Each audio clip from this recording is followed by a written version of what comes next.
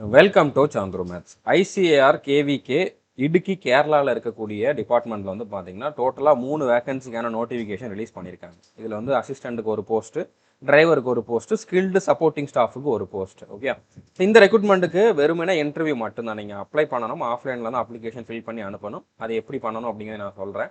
அடுத்ததான் வந்து இதில் வந்து வெறுமனே இன்டர்வியூ மட்டும்தான். இன்டர்வியூவில் நீங்கள் வந்து செலெக்ஷன் ஆயிட்டீங்க அப்படின்னா உங்களுக்கு வந்து அப்பாயின்மெண்ட் ஆர்டர் கொடுத்துருவாங்க. ஓகே, ஸோ இந்த வீடியோவில் இந்த ரெக்ரூட்மெண்ட் பற்றின கம்ப்ளீட் டீட்டெயில் தான் நம்ம வந்து பார்க்க போகிறோம். எலிஜிபிலிட்டி என்ன, அடுத்ததான் வந்து வேறு என்னென்ன டீட்டெயில்ஸ் இதில் நோட்டிஃபிகேஷனில் கொடுத்துருக்காங்க, அடுத்த அப்ளிகேஷன் ஃபார்ம் வந்து எப்படி ஃபில் பண்ணணும், எந்த அட்ரஸுக்கு அனுப்பணும், என்னென்ன டாக்குமெண்ட்ஸ் அட்டாச் பண்ணணும், எல்லா டீட்டெயிலுமே நம்ம வந்து பார்க்க போகிறோம். ஓகே, ஸோ ஐசிஏஆர் அப்படிங்கிறது வந்து பார்த்தீங்கன்னா Indian council of agricultural research அப்படிங்கக்கூடிய டிபார்ட்மெண்ட். ஓகே, கேவிகே அப்படிங்கிறது கிருஷி விக்யான் கேந்திரா அப்படிங்கக்கூடியது தான் அதோட ஃபுல் ஃபார்ம். ஓகே, ஸோ இதில் நீங்கள் செலெக்ஷன் ஆனீங்க அப்படின்னா உங்களுக்கு இடுக்கி கேரளாவில் தான் வந்து போஸ்டிங் இருக்கும்.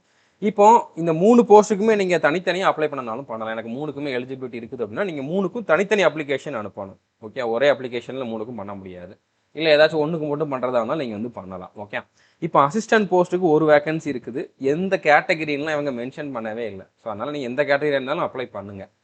அடுத்து இதில் வந்து பேசிக் பே வந்து 35,400ன்னு சொல்லியிருக்காங்க. அப்போ இன்ஹேண்ட் சேலரி வந்து மினிமம் 50,000க்கு மேலே இருக்கும். ஓகே, உங்களுக்கு ஒவ்வொரு மாதமும் கையில் கிடைக்கிற சம்பளமே 50,000க்கு மேலே இருக்கும். ஏதாச்சும் ஒரு டிகிரி முடிச்சவங்க இந்த போஸ்ட்டுக்கு அப்ளை பண்ணலாம்.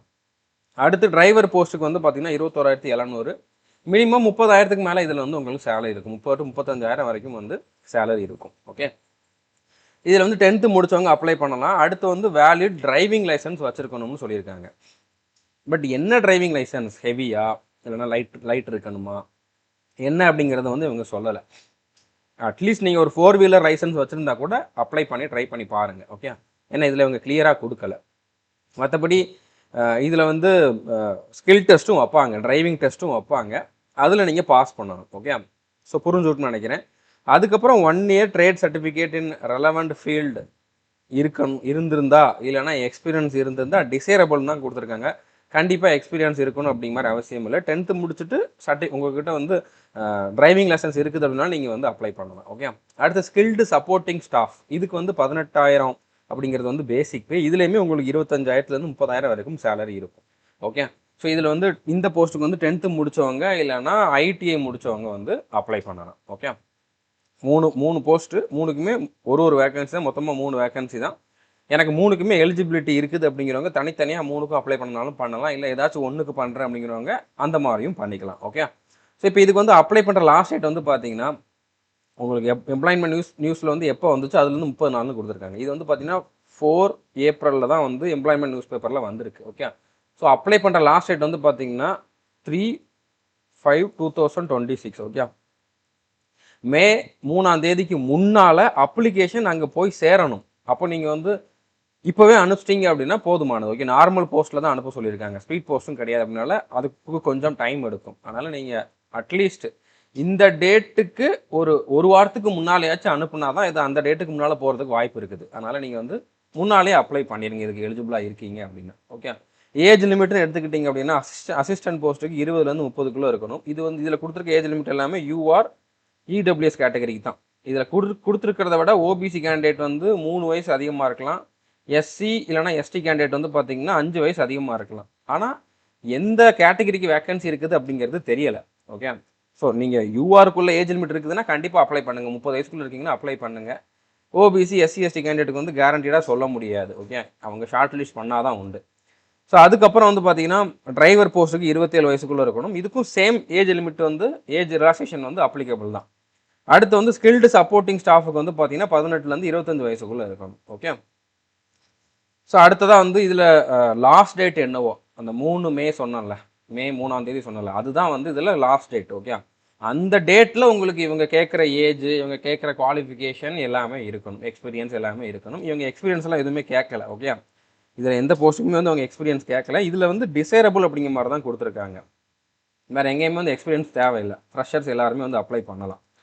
ஓகே, ஸோ அடுத்ததாக வந்து பார்த்தீங்கன்னா நீங்கள் ஒரு போஸ்ட்டுக்கு மேலே அப்ளை பண்ணுறீங்கன்னா தனித்தனி அப்ளிகேஷன் அனுப்பணும் அப்படிங்கிற மாதிரி சொல்லியிருக்காங்க. அடுத்து இதில் எல்லாரையுமே எல்லாம் வந்து இன்டர்வியூக்கு வந்து கூப்பிட மாட்டாங்க. ஸ்க்ரீனிங் பண்ணிவிட்டு ஒரு சிலரை மட்டும்தான் இன்டர்வியூக்கு வந்து இவங்க கால் ஃபார் பண்ணுவாங்க. ஓகே, ஸோ இதில் நீங்கள் ஒவ்வொரு போஸ்ட்டுக்கும் அப்ளை பண்ணுறதுக்கு 500 டிடி எடுத்து அனுப்பணும். ஓகே, ஸோ டிடி வந்து நீங்கள் வந்து in favour of chairperson Babuji Sevak Samaj payable at State Bank of India Raja Kumari. இந்த இந்த நேமில் வந்து நீங்கள் டிடி எடுத்து அதையும் அட்டாச் பண்ணி அனுப்பணும். ஓகே, ஸோ புரிஞ்சுட்டு நினைக்கிறேன். ஒரு அப்ளிகேஷனுக்கு 500 ரூபா. நீங்கள் 3 போஸ்ட்டுக்கு அப்ளை பண்ணிங்கன்னா தனித்தனியாக எடுத்து அனுப்பணும். ஸோ அதுக்கப்புறம் உங்களோட அப்ளிகேஷனில் நீங்கள் ஃபுல்லாக ஃபில் பண்ணி சைன் பண்ணிடுவீங்க. அடுத்து நீங்கள் எல்லா டாக்குமெண்ட்ஸும் எல்லா சர்டிஃபிகேட்ஸும் ஜெராக்ஸ் காப்பியும் அனுப்பணும். ஜெராக்ஸ் காப்பியில் செல்ஃப் அட்டஸ்டேஷன் பண்ணியிருக்கணும். ஓகே, செல்ஃப் அட்டஸ்டட் அப்படிங்கிற மாதிரி ஏதோ ஒரு பிளேஸில் எழுதி அந்த ஜெராக்ஸ் காப்பியில், இப்போ 10th மார்க் ஷீட்னு வச்சுக்கோங்களேன், 10th மார்க் ஷீட் இந்த மாதிரி இருக்குது அப்படின்னா அதில் ஏதாச்சும் ஒரு பிளேஸில் செல்ஃப் அட்டஸ்டட் அப்படிங்கிற மாதிரி இதை எழுதிட்டு அதுக்கு கீழே உங்களோட சிக்னேச்சரை வந்து நீங்கள் போட்டு அனுப்பணும். உங்களோட சிக்னேச்சர் இருந்தால் போதுமானது. ஓகே, ஸோ புரிஞ்சுருக்குன்னு நினைக்கிறேன். அடுத்ததாக வந்து உங்களோட ஃபோட்டோ ஒட்டுவீங்களா, அதுலேயுமே வந்து நீங்கள் செல்ஃப் அட்டஸ்டேஷன் பண்ணணும்னு கொடுத்துருக்காங்க. எந்த அட்ரஸுக்கு அனுப்பணும் அப்படின்னா the chairperson ICR Krishi Vigyan Kendra BSS Pethotty PO Santhanpara Idukki district Kerala. Okay, இந்த பின்கோடு. ஸோ இங்கே வந்து நீங்கள் அனுப்பணும். பை போஸ்ட்டில் தான் அனுப்பணும்னு சொல்லியிருக்காங்க. ஸ்பீட் போஸ்ட்டில் அனுப்பக்கூடாதுன்னு சொல்லலை. நீங்கள் இப்போ அனுப்புறீங்கன்னா நார்மல் போஸ்ட்டே கூட அனுப்புங்க. முடிஞ்சால் இதில் நீங்கள் ஸ்பீட் போஸ்ட்டில் அனுப்புறது ஓகேனாலும் அனுப்புங்க. ஏன்னா போஸ்ட் அப்படிங்கிறப்போ ஸ்பீட் போஸ்ட் அவங்க அக்செப்ட் பண்ண மாட்டோம்னா சொல்ல மாட்டாங்க. அதனால் முடிஞ்சளவு நீங்கள் ஸ்பீட் போஸ்ட்லேயுமே அனுப்பலாம். ஓகே, ஸோ அடுத்ததாக வந்து பார்த்தீங்கன்னா நீங்கள் அதில் அந்த அப்ளிகேஷன் அனுப்புவீங்கள ஒரு என்வலப்பில், அந்த என்வலப்பில் வந்து application for the post of அப்படின்னு போட்டுட்டு எந்த போஸ்ட்டுக்கு அப்ளை பண்ணுறீங்க அப்படிங்கிறத தெளிவாக எழுதணும். அசிஸ்டண்ட், டிரைவர், அந்த மாதிரி எந்த போஸ்ட்டுக்கு அப்ளை பண்ணுறீங்களோ அதை நீங்கள் தெளிவாக எழுதிடணும், கவரில் எழுதிடணும். ஓகே, இப்போ அப்ளிகேஷன் ஃபார்ம் வந்து உங்களுக்கு நம்மளுடைய சந்துரு மேஸ் அஃபீஷியல் டெலகிராம் சேனலில் அவைலபிளாக இருக்குது. அதில் நான் வந்து இதோட அந்த நோட்டிஃபிகேஷனோட பிடிஎஃப் கொடுத்துருக்கேன். நோட்டிஃபிகேஷனில் கடைசியில் அப்ளிகேஷன் ஃபார்மும் இருக்கும். நீங்கள் டெலகிராம் சேனலில் ஜாயின் பண்ண அப்படின்னா ஜாயின் பண்ணிட்டு இந்த அப்ளிகேஷன் ஃபார்ம் வந்து டவுன்லோட் பண்ணிக்குவாங்க. ஓகே, ஸோ இப்போ இதில் வந்து உங்களோட ஃபோட்டோ ஒட்டணும். இது அப்படியே பிரிண்ட் அவுட் எடுத்துருங்க. பிரிண்ட் அவுட் எடுத்து இதில் உங்களோட லேட்டஸ்ட் பாஸ்போர்ட் சைஸ் ஃபோட்டோ ஒட்டிட்டு இங்கேருந்து ஆரம்பித்து ஃபோட்டோ வரைக்கும் வர்ற மாதிரி சிக்னேச்சர் பண்ணுங்கள். உங்கள் ஃபேஸில் வர்ற மாதிரி பண்ண வேணா, செஸ்ட்டில் வர்ற மாதிரி சிக்னேச்சர் பண்ணுங்கள். உங்களோட சைன் வந்து போடுங்க. ஓகே, ஸோ மற்றபடி இது எல்லாமே அப்படியே தான் இருக்க போகுது. நீங்கள் எந்த போஸ்ட்டுக்கு அப்ளை பண்ண போகிறீங்களோ அந்த போஸ்ட்டோட நேம் எழுதுங்க. டிரைவர் இல்லைனா அசிஸ்டன்ட் அப்படிங்கிற மாதிரி அந்த போஸ்ட்டோட நேம் எழுதுங்க.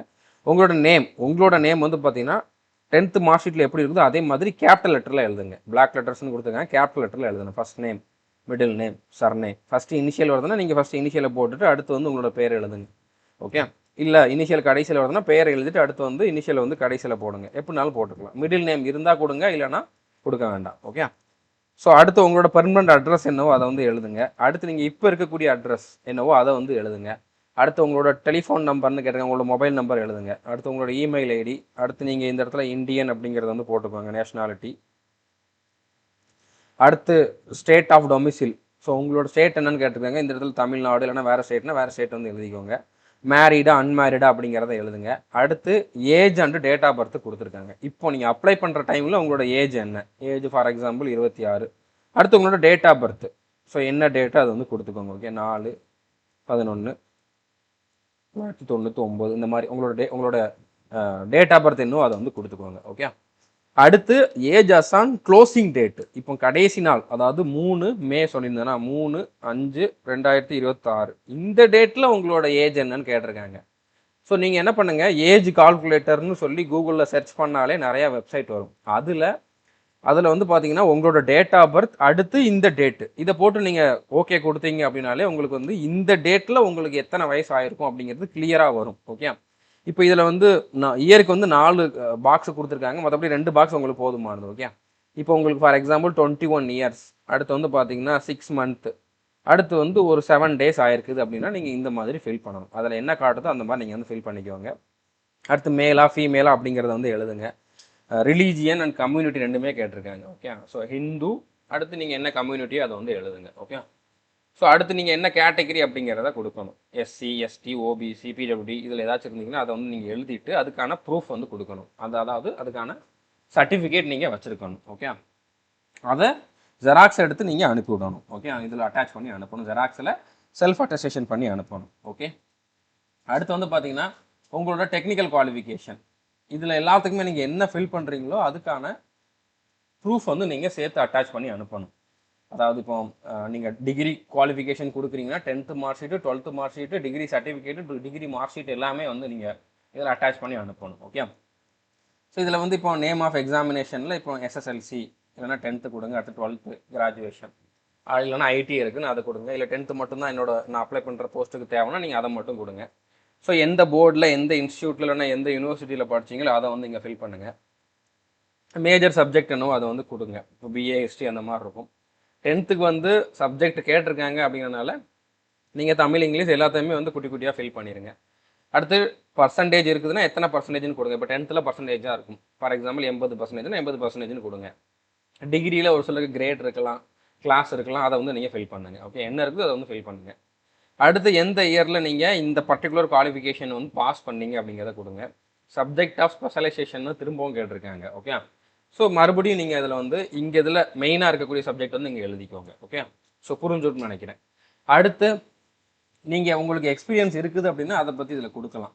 நீங்கள் எந்த ஆஃபீஸில் ஒர்க் பண்ணீங்க, என்ன போஸ்ட்டில் இருந்தீங்க, எவ்வளோ பே ஸ்கேலில் இருந்தீங்க, எந்த டேட்லேருந்து எந்த டேட் வரைக்கும் ஒர்க் பண்ணீங்க, டோட்டலாக எத்தனை வருஷம் எத்தனை மந்த் வந்து ஒர்க் பண்ணியிருக்கீங்க, அடுத்து என்னென்ன டியூட்டிஸ் அங்கே வந்து நீங்கள் பண்ணீங்க, இப்போ நீங்கள் அதில் சர்வீஸில் இருக்கீங்களா இல்லையா, வெளியில் வந்துட்டிங்கன்னா எதனால் லீவ் அதிலேருந்து வெளியில் வந்தீங்க அப்படிங்கிறத கொடுக்கணும். ஓகே, அதுக்கப்புறம் நீங்கள் டிடி எடுத்திருப்பீங்கல்ல, அந்த டிடி நம்பர் என்ன பேங்க்கில் எடுத்தீங்க, அது எந்த டேட்டில் எடுத்தீங்க அப்படிங்கிறதையும் ஃபில் பண்ணுங்கள். அந்த டிடியும் நீங்கள் வந்து அது ஒரிஜினல் வந்து நீங்கள் அட்டாச் பண்ணி அனுப்பணும். ஓகே, அடுத்து டிக்ளரேஷனில் இந்த இடத்துல உங்களோட பேர், அடுத்து இந்த இடத்துல உங்களோட சிக்னேச்சர், இங்கே வந்து நீங்கள் என்றைக்கு இந்த அப்ளிகேஷனை ஃபில் பண்ணுறீங்களோ அந்த டேட்டு, பிளேஸ் இதெல்லாம் ஃபில் பண்ணிடுங்க. அடுத்து என்னென்ன டாக்குமெண்ட்ஸ் நீங்கள் அட்டாச் பண்ணுறீங்களோ அதெல்லாம் நீங்கள் இங்கே எழுதுங்க. Okay, 10th mark sheet, 12th mark sheet, OBC certificate, driving licence, டிரைவருக்கு அப்ளை பண்ணிங்கன்னா டிரைவிங் லைசன்ஸும் சேர்த்து கொடுத்துருங்க. ஓகே, ஸோ அந்த மாதிரி என்னென்ன டாக்குமெண்ட்ஸ் நீங்கள் அட்டாச் பண்ணுறீங்களோ அது எல்லாத்தையுமே இதில் நீங்கள் எழுதிருங்க. ஓகே, எல்லாமே செல்ஃப் அட்டஸ்டேஷன் பண்ணி அனுப்பணும். ஸோ அடுத்து இதுதான் வந்து நீங்கள் என்வலப்பில் நீங்கள் இதெல்லாம் ஃபில் பண்ணி இந்த அப்ளிகேஷன் ஃபார்ம் உங்களோட சர்டிஃபிகேட்ஸ் எல்லாம் ஃபில் பண்ணி வைப்பீங்கல்ல, அந்த கவரில் வந்து இந்த மாதிரி எழுதணும். Okay, application for the post of அப்படிங்கிறதுல எந்த போஸ்ட்டுக்கு அப்ளை பண்ணுறீங்க, அடுத்து 2 அப்படிங்கிறதுல நான் சொன்ன அட்ரஸ், அடுத்து ஃப்ரம்மில் உங்களோட அட்ரஸ், இதை நீங்கள் இப்படியே பிரிண்ட் அவுட் எடுத்து ஃபில் பண்ணி கூட அதை அந்த கவரில் ஒட்டி கூட அனுப்பலாம். ஓகே, ஸோ புரிஞ்சுருக்குன்னு நினைக்கிறேன்.